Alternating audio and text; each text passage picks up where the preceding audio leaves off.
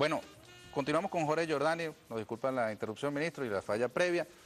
Le preguntaba yo sobre esas competencias que el presidente Chávez ha delegado tanto en el vicepresidente Agua y en el caso suyo tienen que ver con exenciones de impuestos, tanto el IVA con el impuesto sobre la renta y unas que tienen que ver con la materia presupuestaria. Sí. Dio a entender con su respuesta que no tiene usted en su ánimo estar aplicando esas competencias alegremente, ¿no? Por supuesto. Digamos, la exención de los impuestos. En materia presupuestaria, ¿qué nos puede decir? Eso es igual, Ernesto. Yo creo que en el fondo de todo esto reside en el pueblo venezolano una cultura rentista. Adam Smith ya lo decía en términos de la revolución industrial, que la renta diferencial absoluta de la tierra era como un obstáculo al desarrollo de la industria. Claro, la renta es beneficiosa si se distribuye, como se capta. Eso es un medio de producción no producido, lo ha estudiado el profesor Asdrúbal Batista y Bernardo Mommer. Entonces se capta y en qué se ha distribuido, y ese es uno de los grandes méritos que tiene el presidente desde el 2 de febrero del 99, 350.000 millones de dólares distribuidos. ¿En qué? La vida, primero la salud, la educación, ahora el techo, la vivienda y la infraestructura. Recientemente el presidente tomó una serie de decisiones para mejorar el área Caracas y Venezuela. Entonces yo creo que esa distribución de la renta permite que uno de los sueños recientemente, el 14 de julio, aquella famosa frase de la siembra del petróleo de Uslar Pietri, pero era la polémica que tuvo Alberto Adriani con aquellos compañeros banqueros que eran Pérez Dupuy y Lecuna, y en términos de la tasa de crecimiento, la agricultura y el petróleo, cómo el petróleo invadió la economía venezolana, la economía mundial, porque igual que pasó en Venezuela, pasó en muchos lugares del mundo. Entonces, ¿cómo utilizar esos recursos? Y la mejor manera de utilizarlos es en el ser humano. Y es por ello entonces el mérito. Si hay un solo mérito en estos 10 años de gobierno del presidente Chávez es la inversión social, el sembrar el petróleo, la siembra del petróleo en términos del ser humano, la vida, la educación, la vivienda y ahora la infraestructura que es tan necesaria para un proceso de modernización de la economía venezolana. Ayer se lanzó la diputada María Corina Machado como precandidata presidencial y ella propone un cambio de rumbo por completo y una pujante economía de mercado para Venezuela. Fíjate, ojalá que el mercado funcionase de manera tan perfecta. Eso es un modelo ideal. El mercado es un mecanismo ex post. O sea, por supuesto que se hacen predicciones en términos del análisis de la oferta y la demanda. Pero ahí está la lucha entre el mercado y el Estado y la planificación en términos de un mecanismo ex ante, ¿verdad? Ver la sociedad, qué es lo que se quiere para Venezuela en los próximos 200 años. Yo no voy a hablar específicamente de esta persona porque no es el tema. Bueno, que defienda su proyecto y que ojalá que los proyectos que se le presentan a Venezuela sean positivos para el desarrollo de este país. Pero si niegan la historia, no tienen futuro. Y recientemente, en la conmemoración y la celebración de estos 200 años, se ha visto la actitud de algunos venezolanos en términos de la historia. Quieren negar la historia. Y al negar la historia se niegan a sí mismos. Por lo tanto, no tienen ningún futuro. Y eso es lo que va a ocurrir, por lo menos esa es mi convicción plena en toda la lucha que uno ha desarrollado a través de toda la vida. Entonces, para proponer hay que tener una utopía, pero la utopía tiene que ser factible. Dos características fundamentales tiene todo proyecto: la direccionalidad y la viabilidad. El proyecto de la utopía siempre es un faro. Dicen que no sirve para nada, no, orienta lo que es el camino que hay que seguir, pero tiene que ser viable. La frase del profesor Mario Sanoz anoche en la conversación con Héctor Navarro Díaz: es posible lograr la meta que uno se propone, pero tiene que ser viable.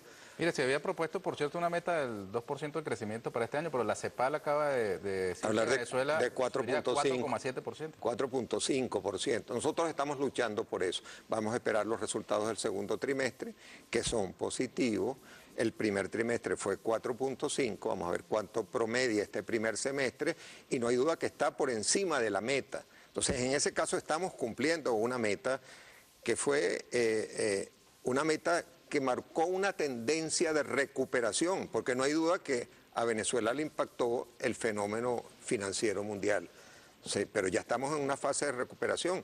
Inclusive la ley de endeudamiento va en esa dirección, porque va a mejorar la agricultura, 10.000 millones de bolívares, o sea, 10 billones de los viejos, para la misión vivienda, para 5.000 millones para todo esto que ha sido afectado por las lluvias y luego para el pago de la deuda. La gente de Fedecámaras, de las asociaciones de empresarios, están cuestionando la ley de costos y precios justos que supuestamente vendría a alterar pues las inversiones, la actividad económica privada. Ese es un tema que en el reciente Consejo de Ministros aprobó el presidente Chávez y el vicepresidente en algún momento va a explicar exactamente todos los detalles sobre esa ley recientemente aprobada, Ernesto. Hay una entrevista que usted le concedió al Correo del Orinoco, donde estas son sus palabras: estamos entrando en una nueva fase de crecimiento económico, pero me llama la atención la fotografía. Ahí aparece usted con unos pequeños niños, ¿no? Este es un barrio en el Valle, ¿no? Sí, nosotros... Son unos pequeños de los más humildes de Venezuela, ¿no? Hacia ellos es que va dirigido cualquier esfuerzo, hacia los excluidos del gobierno revolucionario. Pero fíjese, todo este tiempo transcurrido y todavía tenemos en Venezuela numerosísimas familias en esta situación terrible. Entiendo que estas familias terminaron siendo trasladadas a un refugio, ¿no? Afortunadamente romper ese mecanismo, ministro, que permite que bajo un gobierno con una orientación socialista, revolucionaria, continúe habiendo una desigualdad social tan grande. ¿Cómo se hace eso? Fíjate tú, en la agenda alternativa bolivariana que propuso el comandante Chávez en julio de 1996, allí no estaba explícito ese número, pero nosotros estimábamos que la deuda social acumulada a lo largo de 40 años eran aproximadamente 100.000 millones de dólares. La inversión que se ha dado en estos 10 años supera en la parte social 350.000 millones de dólares y fíjate, todavía estamos en esa situación. Bueno, ya Venezuela es una Venezuela de casi 30 millones cuando el censo lo termine de verificar. Entonces, esas necesidades son crecientes.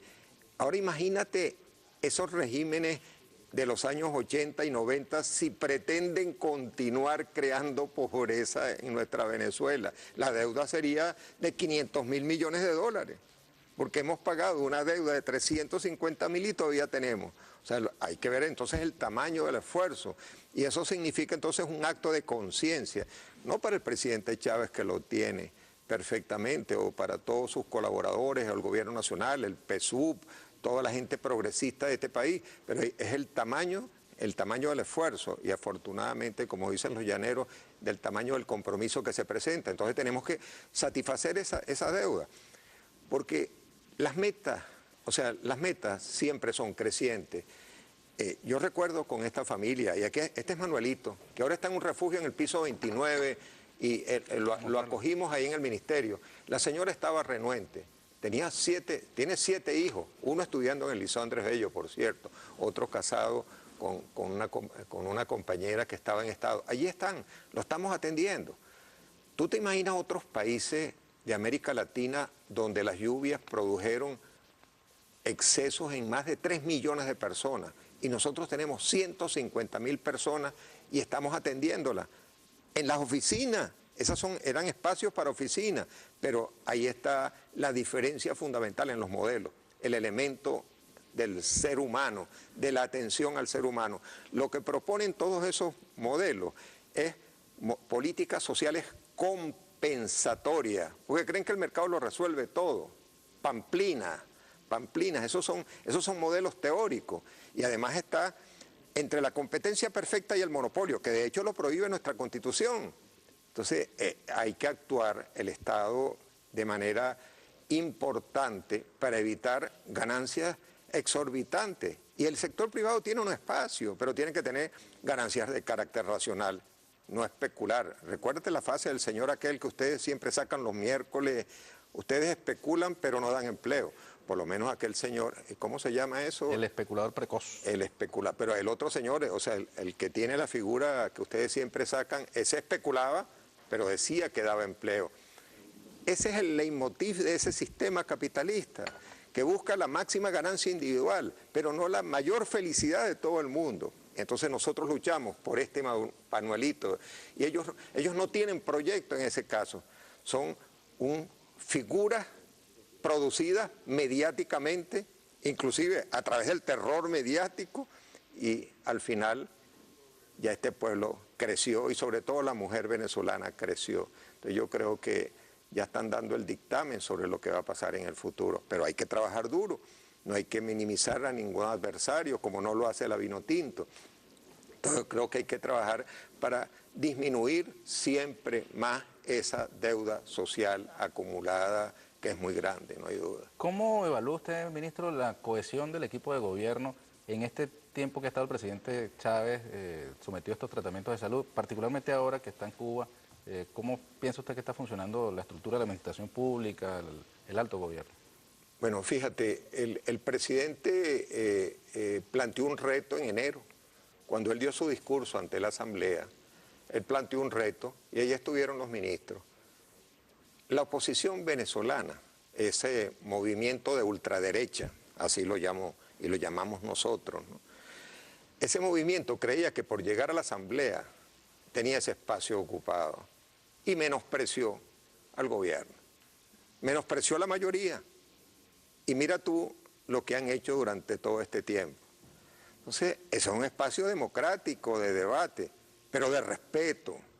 Y entonces el gobierno, con el liderazgo del presidente Chávez, los gobiernos regionales, de las gobernaciones, se hace respetar. Ahora, si lo permiten, y ahí entonces querían montar un show ellos, hablando por teléfono, y después pedían respeto, falta de respeto la que tenían.